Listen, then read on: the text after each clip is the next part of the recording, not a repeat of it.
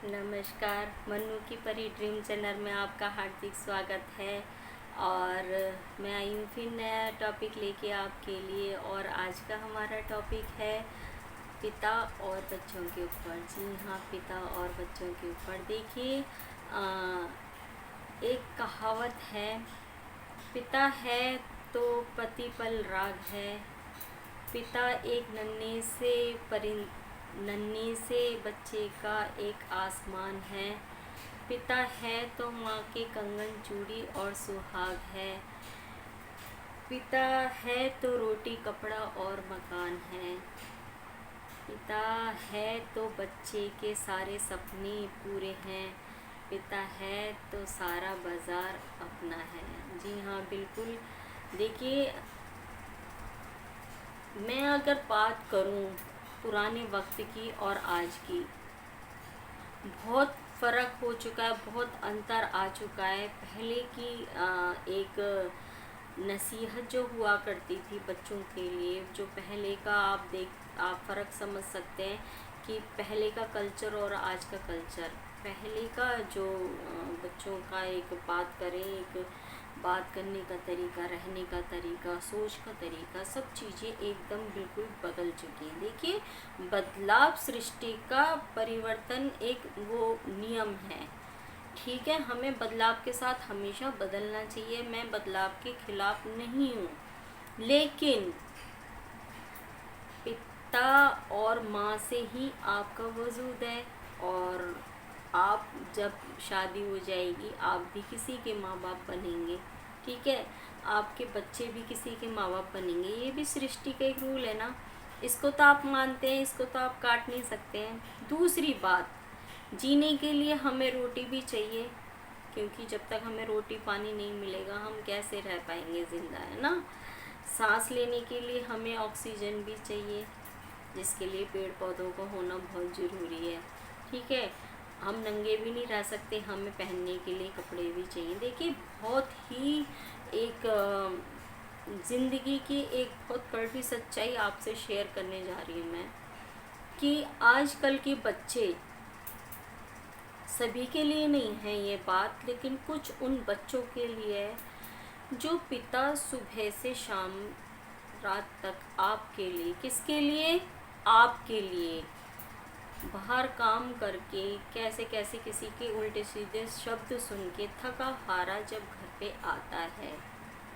मैं बात उन महिलाओं की भी करूँगी जो कि अपने पति को इस तरीके से आने के बाद में उस तरीके की वैल्यू नहीं देती है, या उस तरीके से वो बात ना करके अपने घर की, मतलब देखिए, घर की भी बात बताई जाएंगी। सब चीज़ें एक कहते हैं ना, हर चीज़ का टाइम होता है। सबसे पहले वो तो आपके घर के गार्जियन है, या उनसे आपका घर चल रहा है, आपका परिवार चल रहा है, आपके बच्चों का भविष्य उनसे जुड़ा हुआ है। ठीक है, जिनके ऊपर नहीं है उनसे पूछो कि वो किस तरीके से करते हैं। औरत खुद भी मेहनत करती है, बच्चों को भी, बच्चे भी करते हैं, उनसे पूछो आप कि एक पिता की, एक आदमी की क्या वैल्यू होती है, जिनके ऊपर नहीं है। लेकिन जिनके ऊपर है वो वैल्यू करना सीखें। और जब भी आपके पापा, आपकी मम्मी भी अगर जॉब कर रही हैं, तो आपके माता पिता ही अगर दोनों जॉब करते हैं, बिजनेस करते हैं, और वो सुबह के निकले हुए शाम को आते हैं, तो वो किसके लिए कर रहे हैं, वो सिर्फ़ और सिर्फ आपके लिए कर रहे हैं। सो प्लीज़, कभी भी मैं ये कहूँगी कि अपने माता पिता को हमेशा रिस्पेक्ट दें। जब वो घर पे आएँ, पहले उनसे प्यार से उनके लिए जाके भाग के दौड़ के दरवाज़ा खोलें। उसके बाद उनको आराम से बिठा करके और भाग के उनके लिए पानी ला कर के दें। और फिर उनके पैरों में बैठ कर के उनसे पूछें कि आप ठीक हो ना, आज आपका दिन कैसा गया, ये वो। पहले आप उनसे पूछें कि उनको कोई दिक्कत तो नहीं, बाहर कोई बात तो नहीं, पहले उनकी खबर लें आप। उसके बाद में आप घर की बात आप उनसे शेयर कर सकते हैं। हंसिए, थोड़ा सा उनके साथ टाइम स्पेंड कीजिए, उनके लिए थोड़ी चाय बना के लाइए, थोड़ा सा उनको कुछ खाने के लिए दीजिए। और फ्रेश होने जा रहे तो उनके लिए टॉवल ला के रखिए, उनके लिए साबुन ला के रखिए। और उनका ध्यान रखिए। थोड़े से हो सके तो उनके पैर दबाएं और उनसे थोड़ा हंस कर के बैठ के उनके साथ टाइम स्पेंड करें और फिर साथ में खाना खाएं। ये रूटीन होना चाहिए एक बच्चों के और माँ बाप के बीच में।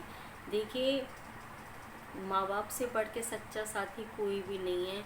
और ये मैं सभी के लिए कहूँगी, चाहे वो आपके सास ससुर हों, चाहे वो आपके खुद के अपने माता पिता हों, चाहे वो और पड़ोसियों के बड़े बुजुर्ग हों, कोई भी हों। देखिए, माता पिता का मतलब है एक यंग माँ बाप, वो भी हैं, लेकिन एक बुज़ुर्ग माँ बाप वो भी हैं। आज की डेट में मैं देखती हूँ कि उनसे बिल्कुल मतलब शरीर भी अपना नहीं संभलता, फिर भी वो रोड पे कुछ ना कुछ लेके बैठे होते हैं बेचने के लिए और अपना पेट पाल रहे होते हैं। कोई रेडी लगा के खड़ा है, कोई कपड़े बेच रहा है, कोई चप्पल बेच रहा है, कोई सब्जी बेच रहा है, कोई फल बेच रहा है। किसी के तो किसी का पैर कटा, किसी का हाथ कटा है, कोई बोल नहीं सकता। इस तरीके के बुजुर्ग लोग मेहनत कर रहे हैं, कोई भीख मांग रहा है।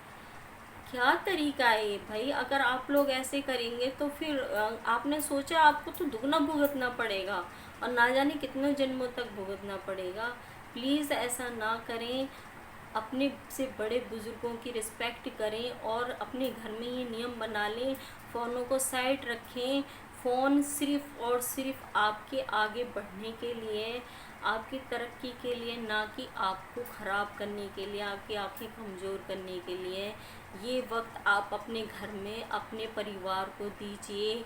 इन फ़ोनों को साइड में रख दीजिए। इनका जब टाइम हो, जब इनसे आपको कोई काम हो, इमरजेंसी कोई कॉल करनी है, कोई परेशानी हो गई है, किसी डॉक्टर को बुलाना है, कुछ मंगवाना है, बिजली का बिल भरना है, या कोई और चीज़ अगर आपको देखनी है तो वो सब काम कीजिए, आप पढ़ाई कीजिए। लेकिन बेफालतू की चीज़ों के लिए आप प्लीज़ हर समय फ़ोन पे मत लगे रहिए। फ़ोन से आप नहीं हैं, फ़ोन आपसे ही सब कुछ है। और आप अपने आप को इस तरीके से बनाइए, आप फ़ोन के गुलाम मत बनिए। पहले अंग्रेज़ क्या कम थे गुलाम बनाने के लिए, जो आप फ़ोन के गुलाम बन गए। तो इस गुलामी को छोड़िए और अपने परिवार, अपने माता पिता के साथ आप टाइम स्पेंड कीजिए, अपने बहन भाइयों के साथ टाइम स्पेंड कीजिए। बहुत अच्छा लगता है। आप एक बार ऐसा करके देखिए, आप उनकी चिंता फिक्र कीजिए, फिर देखिए ज़रा, बहुत अच्छा सा माहौल बन जाता है घर परिवार में। और ऐसा ज़रूर करना चाहिए, सभी को ही करना चाहिए। और हो सके तो हर सप्ताह इस तरीके से एक छुट्टी वाले दिन सब जने मिल कर के घर में ही पार्टी का माहौल बनाएं और इस तरीके से एंजॉय करें। घर में ही कुछ नई नई चीज़ें बना के सबकी पसंद का कुछ खिलाएं आपस में, और साथ में बैठ के घर में ही मूवी देखें। ये सब बेकार की चीज़ें, उधर जाना इधर जाना, सब कुछ अपने घर परिवार, अपनी चार दीवारी के अंदर ही होता है। करके देखना, श्रद्धा से और अच्छी सोच है ना, ये इससे सब कुछ मिल जाता है हमें। और ज़रूरत नहीं होती इधर उधर जाने की कि नहीं हम तो घूमने आज शिमला जाएंगे, आज वहाँ जाएंगे। चारों धाम आपके घर में, आपकी चार दीवारी में आप करके देखें, बड़ा आनंद आता है। कहीं जाने का मन ही नहीं करता। सच बताऊं, अगर आप मेरी बात करेंगे ना, मैं अपने रूम में से निकल के अपने घर के दूसरे रूम में भी नहीं जाती हूँ। मुझे तो ऐसा लगता है कि बस मुझे सब कुछ यहीं मिल गया। मुझे बहुत अच्छा लगता है अपने कमरे में ही रहना। मैं कभी बच्चों के कमरे में जाए, बहुत टाइम हो जाता है मुझे, मैं नहीं जाती हूँ। और इस समय मेरी बेटी मेरे पास बैठी भी हुई है और वो देख रही है कि मम्मी वीडियो में ये क्या बता रही हैं। और मैं ऐसी साफ दिल की औरत हूँ, जो भी होता है ना बस बोल देती हूँ मैं, ऐसा कुछ नहीं। क्योंकि आप लोग भी तो मेरा परिवार हो। तो खुश रहिए, एंजॉय करिए। मैं आती नेक्स्ट वीडियो में आपके लिए कुछ और लेकर के। आप हंसते रहिए, मुस्कुराते रहिए। जब तक के लिए नमस्कार।